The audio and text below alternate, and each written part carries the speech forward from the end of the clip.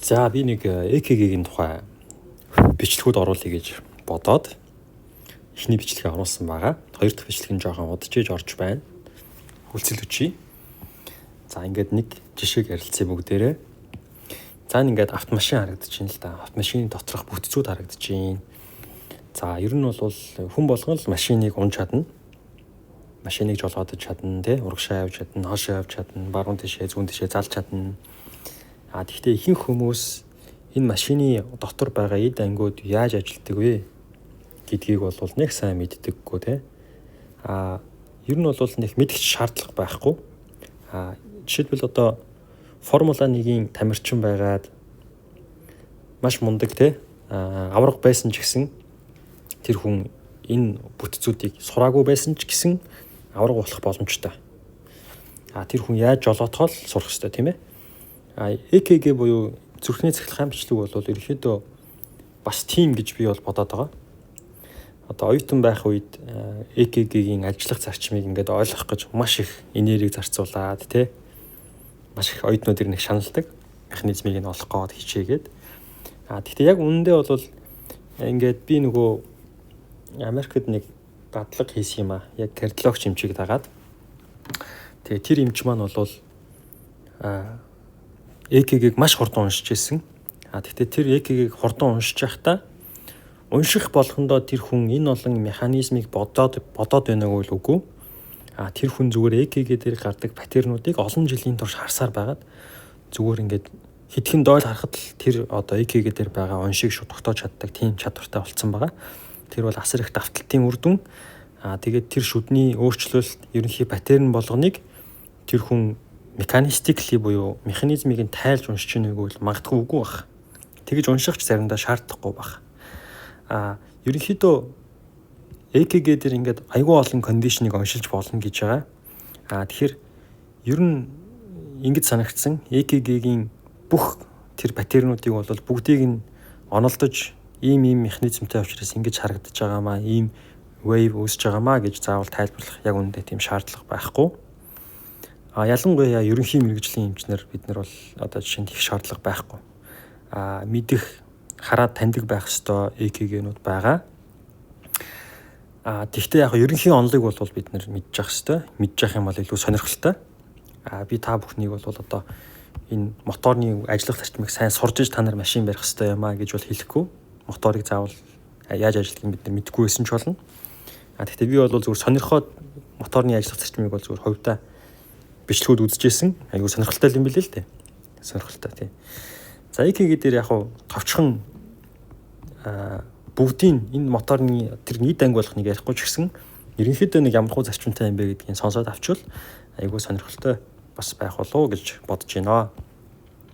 За энэ зурган дээр бол зүрхний анатомийн бүтц харагдаж байна. За ингээд зүслэг хийгээд баруун тосхуурыг бол нээж харуулсан байна.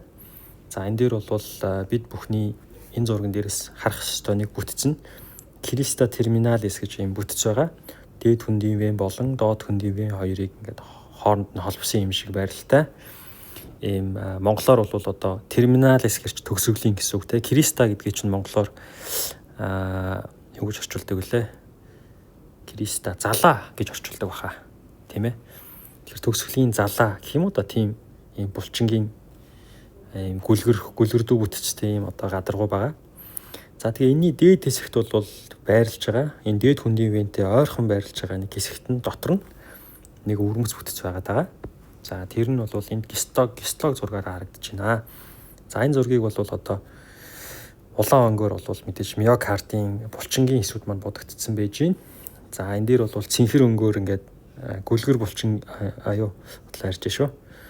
Холбогч эдийн ширхгүүд бодогдсон байгаа юм цэнхэр өнгөөр холлоо гэнэ. За тэгэнгүүт энэ дотор холбогч эд айгүй их одоо баялаг юм хэсэг байна те. Голдоо юм там артертэй байгааз. За энэ болохоор синатриал нode артер буюу синатриал занглааны артер байна. За тэгээд энэ тойроод байгаа энэ холбогч эдэн дотор байрладаг нэг хэсэг бүлэг эсүүдийг бид нэр синатриал занглаа гэж нэрлсэн байгаа. Энд байгаа эсүүдийг гаргаж ирээд лабораторийн орчинд тэрийг өсгөрлөөд микроскопоор харах юм бол нэг иймэрхүү эсүүд харагдаад байгаа. За ингээд харахаар нейронтой төстэй морфологтой юм шиг харагдаж байна тий. За ингээд олон сертэнтэй энэ төр юм шиг тийм ээ. За тэгээд зарим нь бол ийм фибробластмагийн эрүүл хэлбэрийн бүтцтэй юм төрөл төрлийн хэлбэр дүрстэй эсүүд байдаг байхan. За мэдээж энэ сертэнлэг бүтцээрээ бол одоо миокардын эсүүдтэй очиж холбогдож gap junction буюу завсартай холбоос гэдэг баха тийм ээ. Завсартай холбоосыг үүсгэдэг байна. За gap junction-ы үндсэн бүтц нь бол коннексон хэмээх гексамер уураг байдгаа гэж бид нэр үздэг шүү дээ тийм. Энэ дээр тэгвэл зүрхний миокардын кардиомиоцит эсүүд харагдаж байна.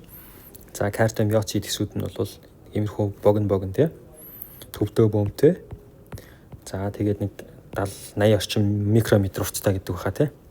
За хөндлөн судалтай тийм булчин байгаа.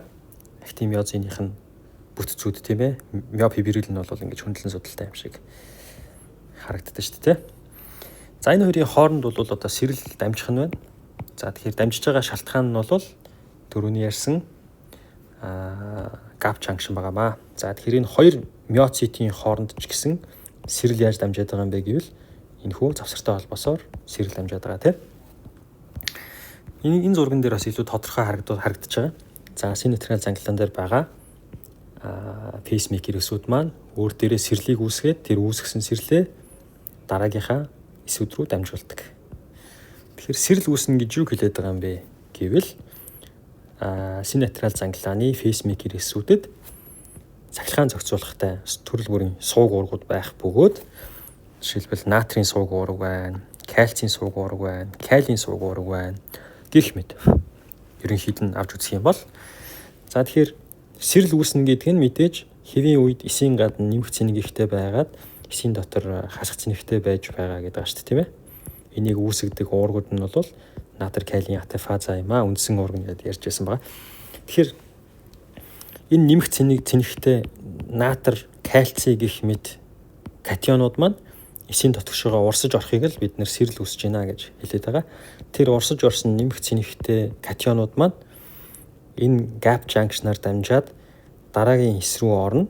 Дараагийн эс рүү орох үед эсийн доторх нэмэх цэнигийн хэмжээ нэмэгдэхэд энэ миоцитийн одоо гадаргуу дээр байгаа цахилгаан зохицуулахтай натрийн суугууд цочирж онгоосноос болоод натрийн урсгал бол дотгошоо эрчимжинэ. Ингээд үүнийг бол одоо энд үүссэн сэрэл ийшээ дамжлаа гэж бид нэр яриад байгаа гэсэн үг шүү дээ тийм ээ. За ингээд дамжиж байгаа чиглэлийг нь бол вектор дүрсээр бол харуулсан байна. Зүрхний цахилгаан бичлэгийн үндэс дээр бол ийм векторын талаар яриад байдаг тийм ээ. Вектор гэж юу хэлэх юм бэ гэх юм шулуун байгаа. Тэгээд тэр нь гол нь чиглэлтэй ийм шулууныг вектор гэж нэрлэдэг байгаа.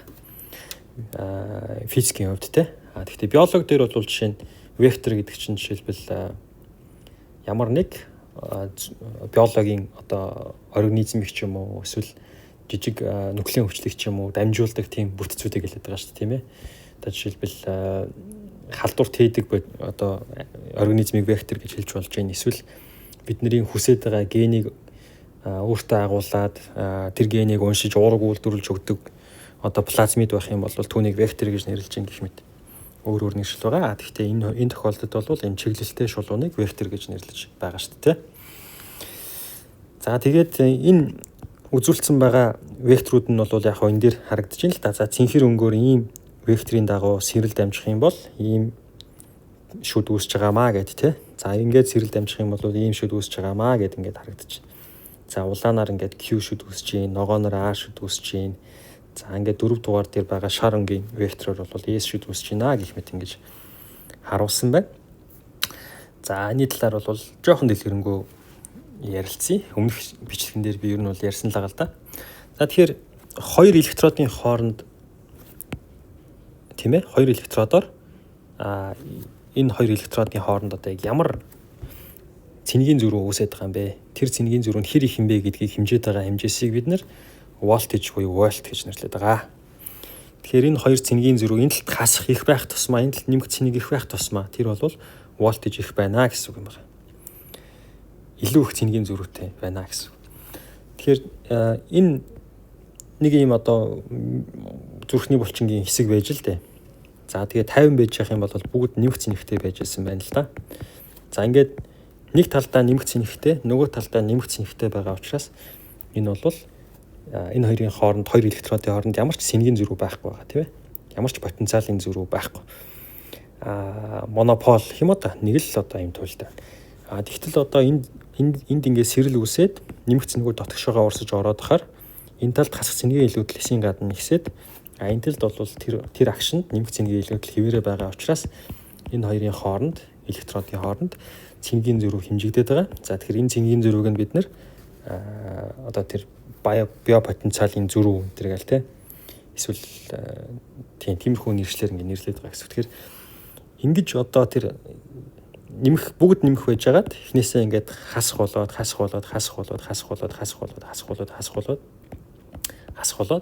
ингээд цэнгийн урсгал үүсэж байна да. Нэмэх цэнийг дотгошоогоо ороод явж байна тийм. Тэгэхээр энэ урсгал хөдөлгөөнийг бид нар ерөнхийд нь дундажлаад нэг одоо вектороор илэрхийлж байна гэсэн үг байна тийм ээ. За жишээлбэл одоо энэ тохиолдолд ийшээ вектор үүсэж байна гэдэг маань юу гэсэн үг вэ гэхээр энэ ягаан өнгөөр ийшээ вектор үүсэж байна гэдэг маань юу гэсэн үг вэ гэхээр энд одоо хасах цэнэгтэй байж хахад энд нэмэх цэнгийн илүүдэл байж байна гэдэг ч юм уу тийм. Эсвэл энд одоо хасах цэнэгтэй байж хахад энд нэмэх цэнгийн илүүдэлтэй байна гэдэг ч юм уу. Эсвэл одоо энд хасах цэнэгтэй байж хахад энд нэмэх цэнэгтэй байж байна. Гэх мэт ийм нөгөө энэ хоёрын хооронд ерөнхийдөө нэг дунджаар цэнгийн зөрүү ялгаа үүсээд байгаа шүү. Тэр үүссэн байгаа ялгааг ингэж бүртгэж аваад байгаа шүү гэсэн санааг вектор маань илэрхийлээд байгаамаа. За тийм байдлаар товч энэ удаад ярилцъя. Үргэлжлүүлээд ярилцсанаа.